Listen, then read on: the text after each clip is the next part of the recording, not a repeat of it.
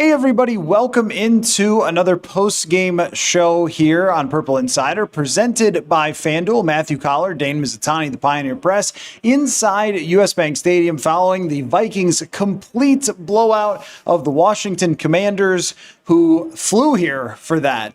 The Commanders put together a pretty sorry performance against this team, but the story of the day, JJ McCarthy getting some confidence back, playing more simple, playing more fast, delivering a lot of very good throws, 3 touchdown passes, all to tight ends today for the Vikings. And on the defensive side, Jaden Daniels' return went about as badly as he could have ever asked it to go. Ended up not being able to finish the game due to injury and also just playing really, really poorly. And so that's really the main question where we start off, Dane, is this type of showing from JJ McCarthy, which was really what we expected the Minnesota Vikings to look like this year. We thought, okay, they should be able to run the football behind a stout offensive line. They did that like crazy today.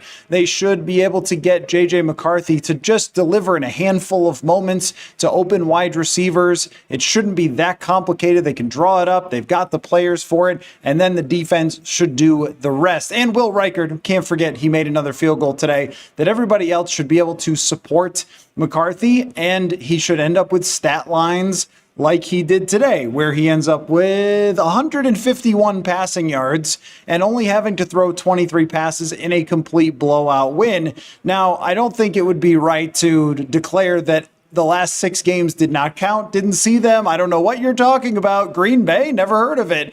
But I also think we can't brush this game aside and say, okay, it doesn't matter. It was just the Commanders.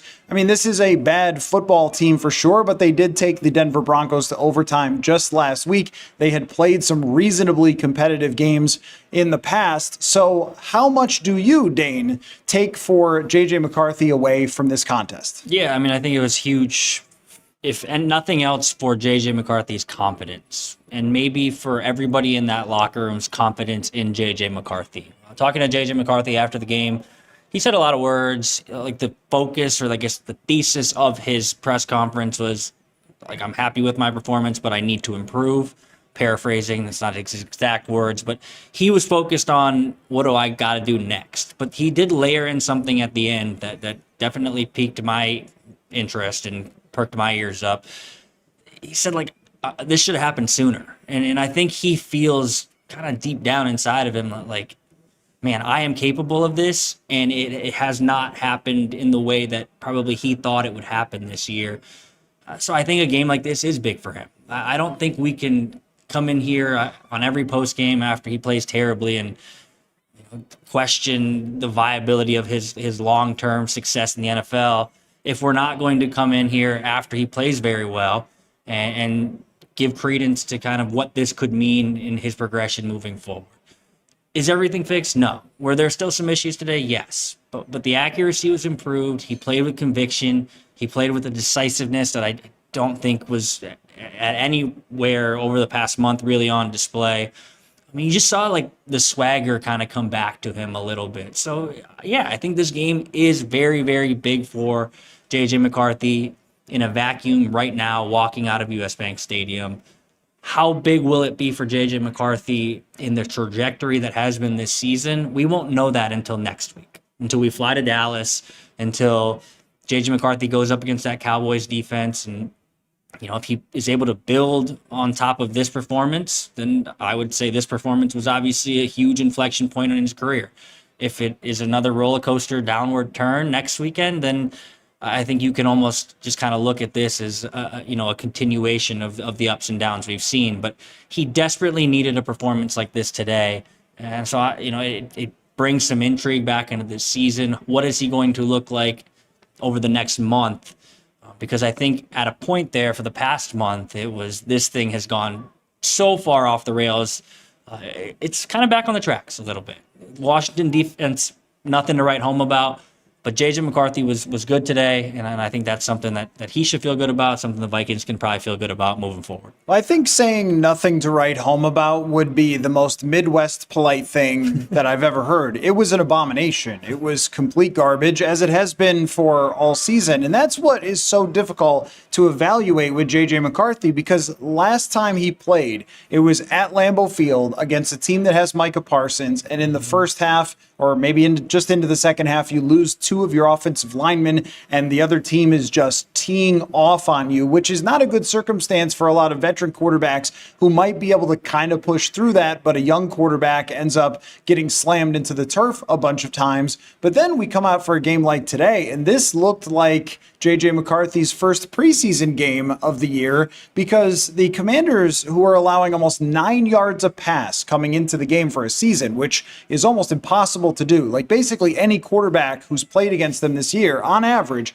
has turned into an MVP. Like, that's what they've done. And that we saw exactly why. They had not even remote pressure on the quarterback. There was a couple of sacks, which were pretty much JJ McCarthy hanging on to the ball too long, maybe not seeing something downfield, which Kevin O'Connell sort of subtly referenced.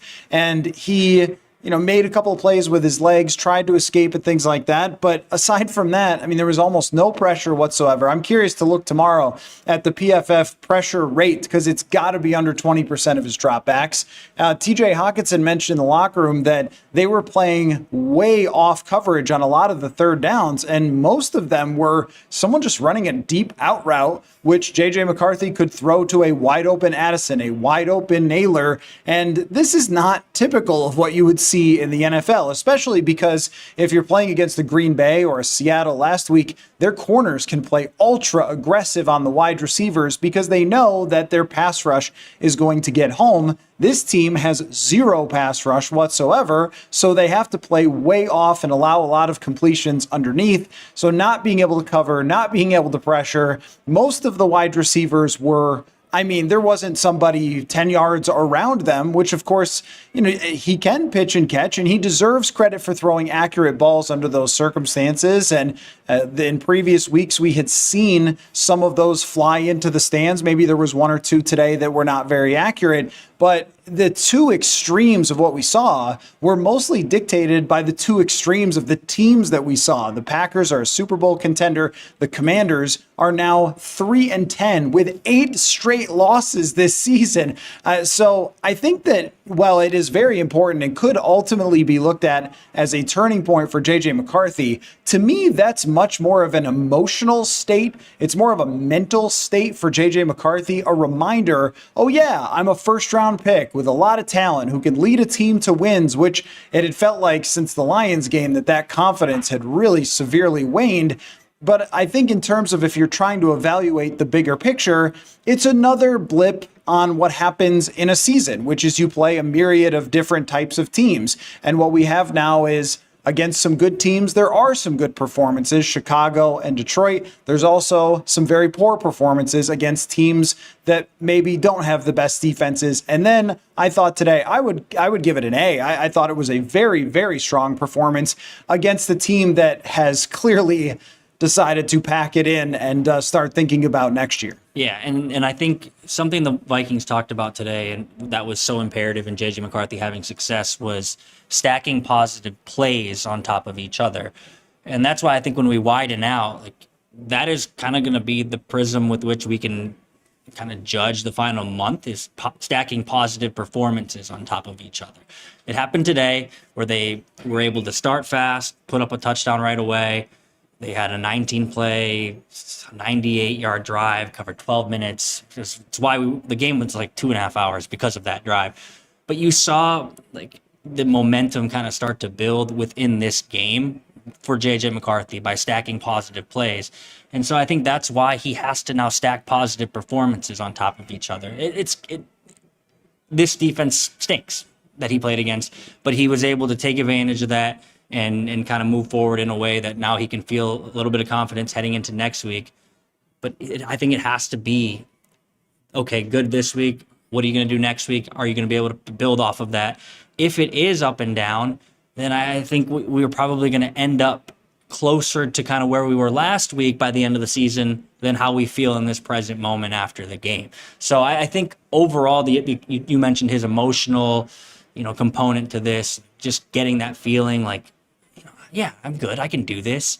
I think he needed that because we've talked to this guy now from the time he was drafted in 2024, talking about Wayne Gretzky, getting texts from Wayne Gretzky on his Zoom press conference and coming in and, looking the part of a franchise guy and having that confidence about him. And then the guy we talked to for over the past month at times looked very, very different from the guy we knew and that came in with that swagger. So I think this just has to be something that he feels good about now, but you can't ride too high. You can't ride too low. You kind of have to just be in that kind of even heel demeanor if you want to succeed in the NFL. So can he do that? We'll see. But yeah, today was a good performance for him, regardless of the defense that was across from him. Well, and the tough part also is that Dallas is giving up the second most yards per game. The New York Giants have quit on their entire coaching staff. They fired more people this week. And it feels like, though, if you can build confidence over 3 games and also not just build confidence, but find stuff that works for you. It felt like, and O'Connell referenced the number of plays, it felt like throughout the season, because there was a stop and a start and then a stop again before this game, that it was really hard, as well as struggling to actually stay on the field, to find out what JJ McCarthy is actually good at. Like, what does he see well in a defense? What is he comfortable calling and throwing with so few reps, so few pass attempts? Really, really hard to figure that out, I think, for Kevin O'Connell, but also for JJ McCarthy when he's dropping back and looking at a defense. What is he seeing? What is he comfortable with throwing? There are a couple instances where maybe there's a shot to be taken and he does check it down. He does throw it underneath to Ben Sims to start the game, which this is why, gambling can be kind of tricky for folks. If you had Jefferson getting the first catch, you missed by a mile and it was Ben Sims, but that's a good play for him. That's a completion to start getting things going. And then it felt like he built on that decision. That was a good decision. I didn't feel like there were very many times throughout the game where I went, oh, JJ, where are you throwing the football? It felt like he was decisive and confident in what he was seeing, but that doesn't apply to every defense you're going to face, especially the ones at the end of the year if, Detroit and Green Bay are playing for something. So it's really just a data point for them, I think, to work with and build off of. Like, it can't be a nothing. It can't be a 0. Because I saw a lot of that, people talking about that, like, oh, this means nothing. It's Washington. And while I'm inclined to call them a AAA baseball team, as I did throughout the week, and call this a September call-up game where you get some pitcher from AAA that you hit 3 home runs off of, and you go, okay, well, it's not exactly the 100-mile-an-hour flamethrower. You still hit the home run. Like, you still had to hit a home run against a pro. This is still a defense filled with pros that you hit home runs against. Now, the question that this sort of dovetails into is, and I'm not going there myself, but I think it has to be asked, as a lot of the messaging to McCarthy this week was, stop worrying about fundamentals. We're not coaching that anymore this season, and we're going to simplify. He said we went back to a lot of stuff that we worked on in OTAs and minicamp. Sounds to me like base plays, as opposed to all of the different tentacles that come off of plays in Kevin O'Connell's system. He likes to call it where the bones are buried. Well, it was very clear that McCarthy didn't have a shovel to find those bones earlier this year, but running the base plays worked for him the best. So does this mean that we look back and go, maybe you should have run those before?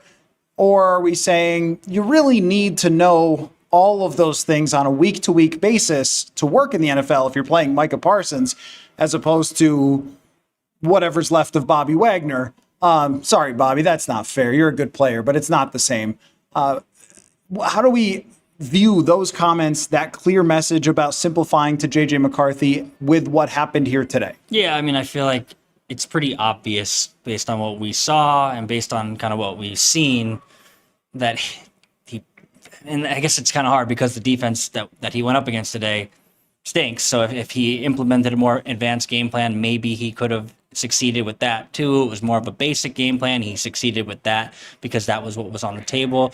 But I think what we have kind of learned now, just talking to JJ McCarthy, I mean, he mentioned how it kind of freed up his mind this week to not be thinking about all of the intricacies of his mechanics and his footwork. And while the idea was, let's get him to just focus on decision making and playing the game the way he kind of learned to play growing up, when you dive into the kind of game plan aspect of it, I think it probably is a little twofold. There is probably part of you that wonders, should we have just been more basic from the start and tried to win games by running the ball 34 times and having him not feel like he has to push the ball downfield every time he drops back to pass? There is probably some credence to that. However, I would caution against saying this is how they should have won games. Like, this is the way they needed to do it, because it's not necessarily the defense you were going to play every single week in and week out. And by the way, like, I don't know if the way to win games is Justin Jefferson catching 2 balls for 11 yards. So I think this offense has proven over the course of now since 2022 to now we're damn near in 2026 that, like, when it has a high level competent quarterback, it can drive success with their passing offense and the way they kind of attacked opposing defenses. So maybe there will be some self-reflection at the end of the year of, did we try to do too much with someone who was not ready to do that much? But I don't think you can sit here and say we should have been a basic level football team, because they were never going to be that. That is just asking them to be something they're not. And I don't know if that would have been conducive to them all of a sudden now being in a playoff fight in the middle of December. I would venture to guess if you were really basic with this offense over the course of the season, you would be very, very predictable, and other teams would take advantage of that. So it's two-pronged. Like, I do think there are a lot of people who are now going to watch this game and say, see, Kevin, that's how you should have called it all along. And while there is probably shreds of truth to that, I think that's oversimplifying kind of what we saw today and kind of projecting into what you think it would have looked like. I can guarantee if they had the game plan they had today against the Green Bay Packers, it would not have worked as well as it did today. So there's elements of both, but I think when you're a quarterback in the NFL by week 14, where we're at, like, you should probably be able to run the entire sample size of your playbook, or a large portion of it. Now, it looked good today. I think maybe we can see it like dial up next week. We'll see how much more they put on his plate. Simplification was the word of the week, and we saw some success, but I don't know if that's the way to have long-term success here with him playing quarterback. Well, one of the things that came to mind today was the time that Kirk Cousins threw 10 passes against the Atlanta Falcons in 2019 and won. I think if JJ had thrown 10 passes, they would have won this game easily. That circumstances will dictate often the results and the performance, right? We talk about this all the time, that quarterback can throw for 400 yards while they're losing all day long and just trying desperately to come back. But that doesn't mean it was a great game exactly. And for this one, you just couldn't have more favorable circumstances. Your defense gets a stop at the goal line, and then you are on the field the whole time as you're running successfully. And look, if you're doing as well on the ground as they did today with Jordan Mason and Aaron Jones and an offensive line that, oh my goodness, it was the full offensive line, and that's what it was supposed to look like all season long. I can't blame Kevin O'Connell for kind of going off about that on Friday, about how frustrating it's been to have all the ins and outs of different players subbing in, even sometimes in the middle of games. And Donovan Jackson and Christian Darrisaw and Ryan Kelly, these guys are really good at football. They were getting an initial push that was destroying the Washington Commanders, and then Aaron Jones is a warrior. There was a play where Aaron Jones completely saved JJ McCarthy from getting destroyed, but then he came back, I think, the next play and broke like 3 tackles and got a first down. So you see the heart of that guy, but they were running so successfully that every play action had a chance to, get them in rhythm with completions and with open wide receivers. That's how the 2019 Vikings played a lot. But if you remember that season, what happened, and I know this is going back a little bit, so I'll give you the answer to the question. It's every time they played somebody hard, they lost. And every time they played someone like this, they crushed them, because those are the circumstances that you can play in. It doesn't mean that you can suddenly go out and play with the best of the best. It means that when you play a bad team, you are going to be able to implement this very simple, very straightforward, very basic type of game plan. However, let me offer this thought. I think that JJ McCarthy inside of a meeting room and in a practice is very impressive. This is just my guess. He is the 10th overall pick in the draft without huge statistics in college. Kevin O'Connell went and met with him, was sold on him in what? Front of a whiteboard and on a practice field.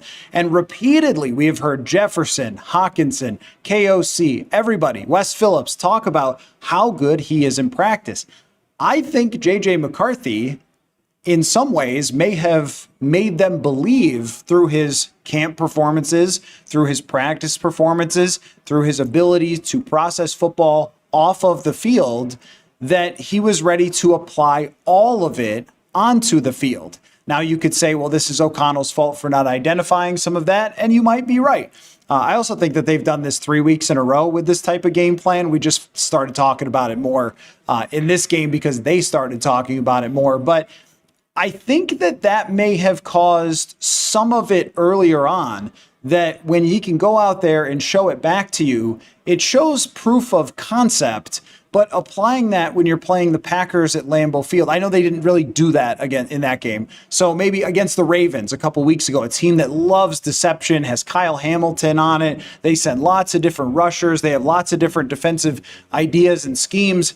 It's a little bit different. Dennis Allen is very, very tricky, especially on third downs.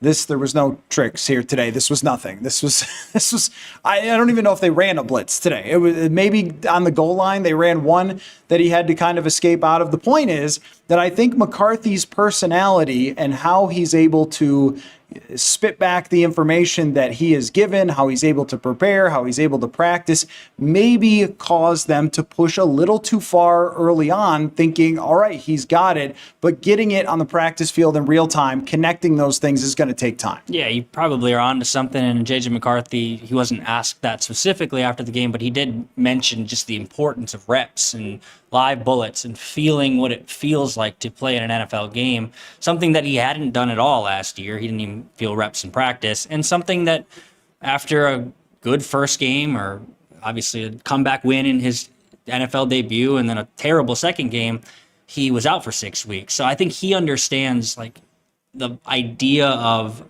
applying what I learned in practice, what I put on tape in practice, and what I'm able to do in a game is a wholly different thing. So, like I said, he didn't exactly get asked that question, but he did kind of allude to what you are saying, is that like live game reps are irreplaceable for this kid. And I think there probably was some of that early this season of, yeah, load him up. Like, this kid is sharp. Like, he's going to be able to take in all of it. He had a year of experience learning the offense with Sam Darnold running it. And man, those VR goggles really helped him see what he's going to actually see on Sundays. But what is the Mike Tyson reference? Like, everybody has a plan till you get punched in the face. Like, the first time JJ McCarthy got walloped in the NFL, like, everything speeds up. I know the level of prospect is wholly different, but we saw that with Max Brosmer last week. He was a guy who was lauded for his ability to process and just get to the right place in the right amount of time. Gets hit one time and everything speeds up. All of a sudden, he's sailing guys high. It happens in the NFL. And I think like there is probably, again, like at the end of this next month, when we walk out of US Bank Stadium after the Packers game, there's going to be self-reflection from everybody. Probably a lot of self-reflection from JJ McCarthy, where he feels like he could have done better this year. But yeah, I think there probably will be some of that from Kevin O'Connell at the end of the year, thinking to himself, like, man, like, where there are times to pare down earlier when it was pretty clear that it was, you know, looking a little clunky, a little up and down over the course of kind of the season. The only part that I kind of give him a pass on that is that he hasn't been able to see a steady progression of JJ McCarthy because it has been a lot of starts and stops, like you mentioned earlier. A game against the Falcons goes poorly. Well, you know what? If JJ McCarthy was just able to go play against the Bengals, we wouldn't have been talking a lot about that game against the Falcons, but he wasn't able to stay on the field. He probably has this game. Exactly. So there are just more data points that were kind of needed throughout this process, I think, to understand what this kid could take on. But I think we're starting to kind of see it. And I guess you can use today as much or as little as you want as a fan at home to kind of how to feel about JJ McCarthy. But a feeling I had today was, man, like this is the team that they thought they were going to have. Like a team that could, like you set out right off the top, run the ball, have playmakers make plays on offense to take some pressure off of the kid, force turnovers on defense, be clean on special teams. And if you did all of those things 17 times, you were going to win more games than you lost. It is not the team that we've seen kind of play out week in and week out. Injuries have played a role. Game plans have played a role. Individual performances have played a role. Mistakes have played a role. But you look at this game and it's 31-0, but you almost walk away like, damn, like that could have been kind of the formula over the course of the entire season, all obviously with the caveat of the Washington Commanders are barely an NFL football team right now. Two more things to say for me on JJ McCarthy, and then we'll talk about the rest of the day. Number one is I still come out of this with concerns about the way he plays and his health. There were a few times that he took off where you went, and he said that part of his diving forward is on purpose, and I think that that's something that NFL quarterbacks are doing a little bit more after Trevor Lawrence and that play where he was sliding and guys can still kind of hit you late slide, and you get the yards. If you dive forward, you can kind of control where you're headed a little bit better as opposed to being totally helpless. At the same time, you got to do it a little bit earlier, I think, if you're him. And there were a few times in the pocket where he ducked his head and his eyes came down, and that's always a little bit concerning to me. He still took 4 sacks in this game where they weren't getting any pressure at all, and I don't believe any of those 4 sacks were fast sacks, and that's been a massive problem for him. If there was a criticism, I know I gave him an A. Let me change it to an A-, because I think that that was it. If there's one criticism of this game, it's that taking 4 sacks is not something you should be doing against a defensive line like that. The ball should just be coming out somewhere, and it still remains a concern. How many hits? He took quite a few hits in a game where he dropped back to pass 27 times through 23 passes, took 4 sacks. And the one where he throws to Jefferson in the end zone and he isn't able to pull it in, but he gets crushed on that one. Like, this is late in the game and you're getting drilled in the pocket. So that still remains a concern.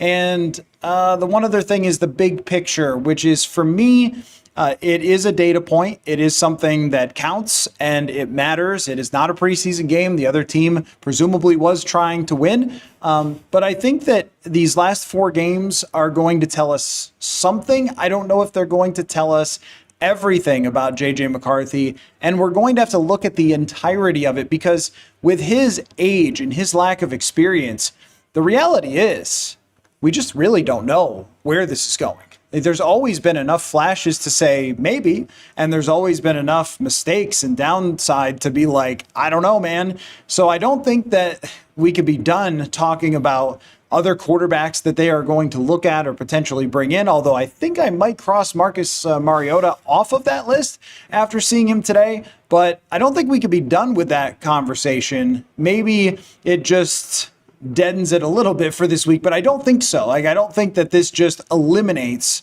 that discussion about what they're going to do next year. And I don't think it eliminates the discussion about who's going to be here, who's not going to be here, how ownership is going to view this.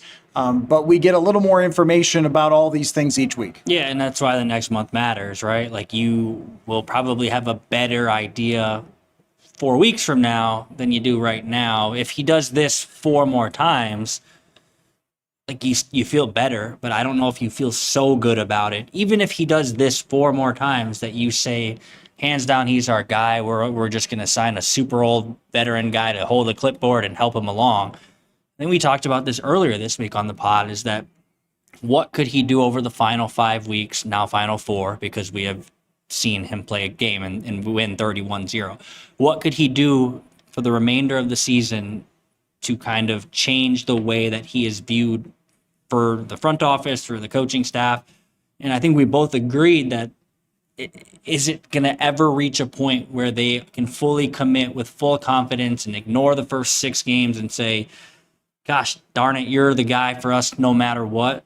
No, I think we both agree that regardless of what happened over the final month of the season, there was going to be some level of competition. Now, I think where we discerned the difference of what this final month could look like for the future of JJ McCarthy is, well, what kind of guy do you bring in here? If he does this 4 more times, I don't think they go out and think they need to go find their future quarterback and have him kind of just sit there and compete, what they did with Anthony Richardson in Indianapolis. He competed for the job, but I don't think they thought he was going to be their starting quarterback. If JJ McCarthy downturns and all of a sudden this week feels like an aberration and the final 4 weeks are a lot of what we had seen the previous 6 games, I think it could go down that route. But if he does what he did today and he continues to stack positive performances on top of each other, I think he's still probably looking at a competition of some sort next training camp. It's just a matter of what is that guy going to look like. So I don't think this game should or does change everything about JJ McCarthy's progression to this point. But I think it has an opportunity to kind of be a moment where we look back on and say, like, that's when it started to turn. But we probably won't feel that until way into next season, because I don't think you're going to learn anything over the course of the rest of this season that would give you full confidence in that he is unquestionably the guy. We're being really logical right now, but if he wins 4 straight games and plays really well in those games, your tune will change, and I think everybody else's will too. And that would be a little bit of, I don't know if it's, so is it a good or a bad thing? Like, he probably needed to play some teams that were not leading the NFC or having the best defensive player not named Myles Garrett in the NFL play against him like he did against the Green Bay Packers. But when you look at forward here, you can imagine a world where, okay, the Dallas Cowboys, you play a shootout against them or something, you get a lot of yardage. You go to the New York Giants, they want to be home for Christmas. Christmas time, the Detroit Lions are injured quite a bit in the secondary. We saw that when they played against the Dallas Cowboys. Brian Branch is now out for the year, one of their key players. And then you play the Packers, who quite possibly could be settled and nestled into a playoff spot and not play Micah Parsons or anybody else in that game. So you could have a stretch of 4 games. This actually happened with Bo Nix last year in the second half of the season. You go back and he had a great game against like Cincinnati, who had a historically bad defense for that franchise. And not that it didn't carry over to some extent, but there's still a lot of questions about Bo Nix. But in the second half, he looked like a franchise quarterback. He threw 4 touchdowns in the final game of the season against Kansas City, who wasn't playing their starters. So there can be, and that's what I'll continue to call it, a little bit of fool's gold with these last 4 games. At the same time, you could look at it the other way, which is you needed to play some teams that were not optimal, the best teams in the league, elite teams, to get some confidence going and start to look more like an NFL quarterback. And he got that opportunity today, and we'll see where it goes from here. But here's my thing. If you can't put together 3 out of 4 really good games, have this look pretty nice by the end, then you're definitely talking about exploring all options. One of those options, by the way, is off the table for next year. Daniel Jones tore his Achilles today, and that was something that had been tossed out there. Like, could the Vikings potentially try to sign him back, if they were struggling with where they were at with JJ McCarthy? But I think this is just the wild ride that young quarterbacks put you on, that the 2025 Minnesota Vikings were not prepared to go on this year. Had they been the Titans, had they been the Browns, maybe that would be a little bit different. Let's talk about the defense today. What a masterful performance by Brian Flores. I mean, just abused Jaden Daniels. The first drive was not good for the defense. They get a key stop. Commanders, again, I just don't know. Are we going to get another article that Cliff Kingsbury is going to be a head coach again? Because I don't know. I mean, his agent must be fantastic with the number of times, even when his team is losing, that he's talked about as a head coaching candidate. I wouldn't do that after his play calling today. So they fail early and for whatever reason just didn't run the ball into the end zone. Baffling. A lot of baffling stuff from the Washington Commanders today. But then with a clearly wounded Jaden Daniels, who, in my opinion, should not have been playing. If you can't fall down on your elbow without having to leave the game, you are not able to play in the NFL. What a gaffe from them, not just telling him, hey, brother, wait one more week. What are we doing here? This is the Vikings defense at US Bank Stadium, one of the most complicated, one of the most violent defenses there is that rushes the passer, has the third best pressure rate in the NFL, and you're throwing out your franchise quarterback with an injury that he can't even bump on the turf without having to go out into the blue tent. Crazy, crazy stuff. You can take Dan Snyder out of the Commanders, but you cannot take the Commanders out of the Commanders, apparently. So anyway, his aggression, blitzing, rushing, and then we knew it was going to happen eventually. Van Ginkel goes full Van Ginkel. This defense has now put together 5-6 weeks of just marvelous play. Kind of a reminder of what they wasted throughout this year, but a great overall showing. And for Harrison Smith to have the game he did today, he was all over in the blitzing game. He gets an interception off of Marcus Mariota, and Anthony Barr was in the building blowing the gala horn with a Harrison Smith jersey on. I mean, for Harrison Smith to have that game here, it was just great because I think we know where this is very likely headed for Harrison Smith. And you could tell after the game, like he didn't want to say that exactly, but he said, you know, every time you get a chance to play football, it's fun. And there was a little bit more to his celebration that I know was not any kind of, you know, shot at the Commanders. Who cares about the Commanders? But it was, I think there was a little bit more to his hype, knowing that there's only so many more chances he gets to get interceptions in the NFL. Yeah. Quickly about Van Ginkel, I don't know why anybody throws screens to his side. It's stupid. It's stupid to even try it at this point. The dude is so incredibly good at having a feel for when that ball is coming out of the quarterback's hands, how to get his hands on the ball. Like, how many defenders in the league do you think, if they were put in that position, would just have the ball hit them and it would fall to the turf and it's just, okay, they'll kick a field goal. He somehow always gives himself an opportunity either to catch it clean or bat it in the air so he can catch it himself on the deflection. The guy is one of the best defensive players in the league, and I think it maybe goes unnoticed when the Vikings are 5-8. But I think when he makes splash plays like that, it allows everybody in the world to kind of talk about how good this guy is. Now, about Harrison Smith, I felt good for him too.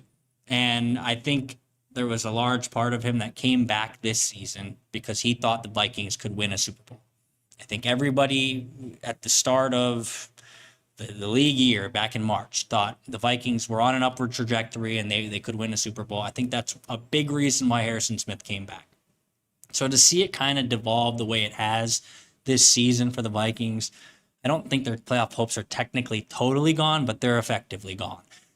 And to see him just kind of enjoy the game, how could you not feel good about a guy like that? He's been doing this so long. I'm 34 years old. Harrison Smith got drafted when I was a sophomore in college. Like, he's been doing this so long and playing a style of football that is not necessarily conducive to doing it for as long as he has. So I think you are starting to see maybe him just kind of start to lean into these moments. He was the last player out of the tunnel today.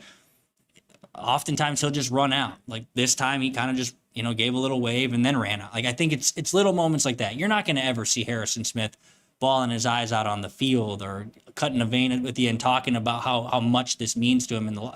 He's a pretty quiet, reserved guy, always kind of has been throughout his career. But yeah, I think the celebration after his interception definitely stood out to me. Even when Javon Hargrave forced a fumble, the first guy giving him a pat on the butt and celebrating with him is Harrison Smith. I still think he really enjoys the game, but I don't think there have necessarily been a lot of enjoyable games this year. So to see him kind of have a performance like this on a day where the defense just completely dominates on the other end, they're not going to make the playoffs. They're not going to win the Super Bowl. But there are moments, you get 17 of these things in the NFL, and if you're a fan of this team, like that's one to feel good about today. Like, yes, JJ McCarthy played well. Yes, the offense looked improved. Yes, the play calling and all of the things that you've probably criticized from your couch at home looked better on that side of the football. But like, don't take for granted like Harrison Smith and that moment he had, and the performance the defense had today as a whole. It was one of those last flashes of Harrison Smith making what looked like a pretty brilliant play and then, catching the ball. And I don't know what he was looking to do. He said he was looking to maybe pitch it to Isaiah Rodgers, which I guess makes sense. He's the fastest guy on the team, but him running around with the ball in his one hand was like, what are we doing here?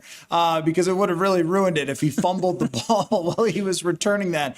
There are some players that have just been an honor to be around, and Harrison Smith is one of those players. And I know this is just a suggestion for him.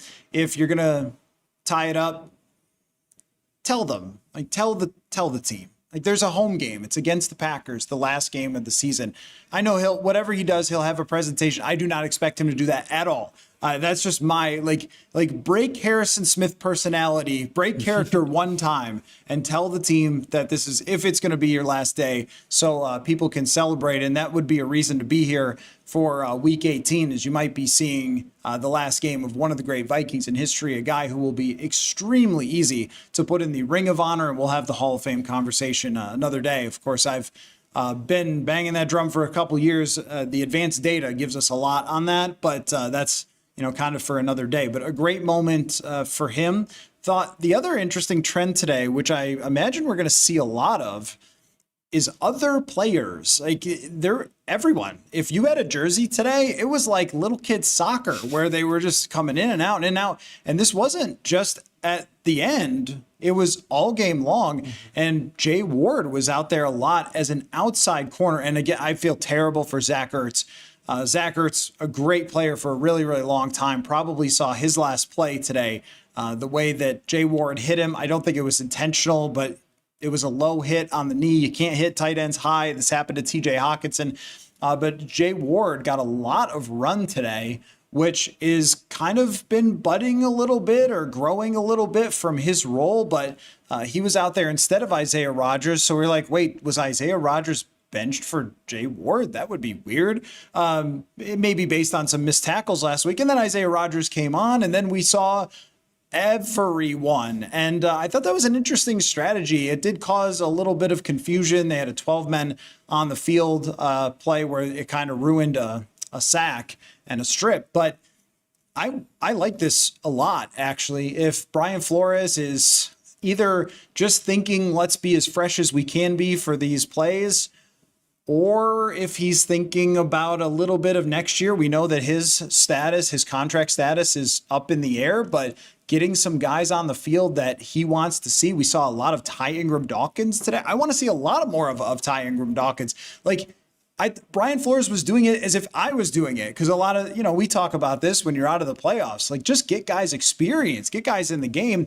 And I thought it actually played to their favor because they were fresh all day. Yeah, I think that's probably something we're going to see more of down the stretch here. There is technically something to play for if you shoot for the moon and you get everything to break your way. But the playoff chances are very low. But I think there is something to play for in that everybody who gets to kind of put the helmet on and get into the game can prove themselves for this year and moving forward into next year. It is the classic conversation that happens late in training camp where it's like, I'm playing for myself and for 31 other teams to kind of see what I have. There is elements of that, I think, to the defensive side of the ball with how versatile Brian Flores likes to be.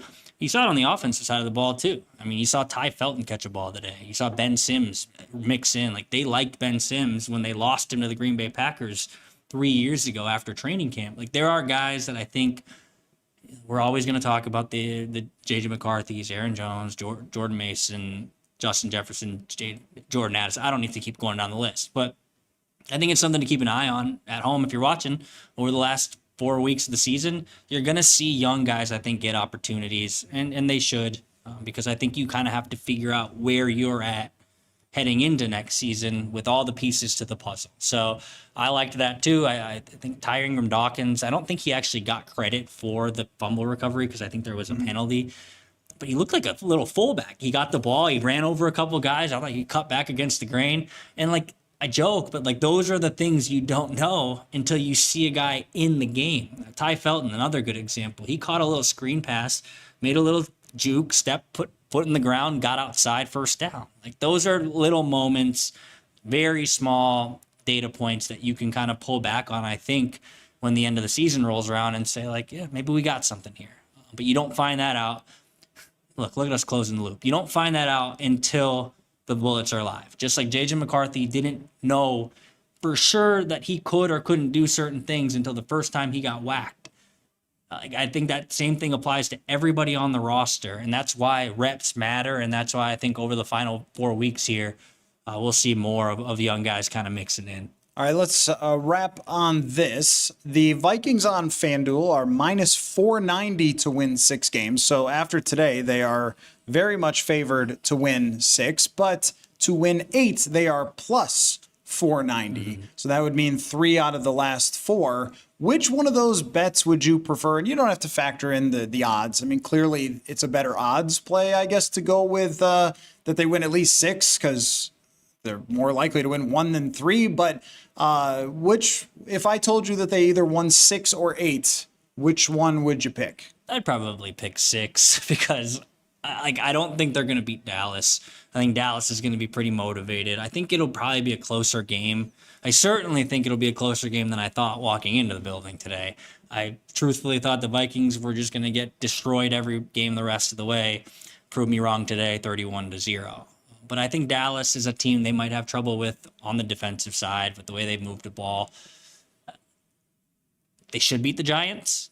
Weird game, though, in the middle of the Meadowlands in the winter. Like, who knows what kind of weather we're going to get. Like, they should probably win 2 games, but I don't know if they're going to get to that third. I don't think I can see them winning 8 games unless something weird happens where weeks 18 doesn't matter to the Packers and they rest everybody. I guess that is something to bake into the equation, though. If you're making the bet on FanDuel, they're not going to say, well, we're going to take that away because Green Bay played nobody. So maybe if you want to take a risk and say they're going to win 3 of their last 4, they steal a couple here over the next couple of weeks, and then they play a Green Bay team with nothing to lose or nothing to play for. But I think I would sit more at 6. But for that's a big change for me because I didn't think they were going to win 5 games 4.5 hours ago. I thought this was it. I thought they were going to go 4-13. I thought they had shown nothing. So I think like when you look at big picture, this game mattered not only for just like winning the football game, but just confidence as a whole. Like they don't care what I think of them, but I think there were probably feelings in that locker room of like, are we ever going to win another game? And you felt like what it felt like today to kind of finally look like the team and feel like the team you thought you were going to be. So I don't think they get to 8. I think they should get to 6 and just win 1 more game. But I don't know. 3 out of the last 4 is going to be tough. I think it is too. It really depends maybe if the Packers are playing starters. If it's Malik Willis and Micah Parsons is in street clothes, then maybe there's a much better chance. Well, I had made the snarky comment that you can't call JJ McCarthy's first 6 games a roller coaster because roller coasters go up. Well, guess what? We're going to have to get out the historical data for 7 games because now you can call it a roller coaster. Today, very much an up game for JJ McCarthy. And one thing that we know for sure is that we never know exactly what is going to happen next for the Minnesota Vikings. So they go and face the Dallas Cowboys, and then we will go from there. So thanks everybody for watching/listening. Dane Mizutani, Pioneer Press, and we will catch you next time. Football.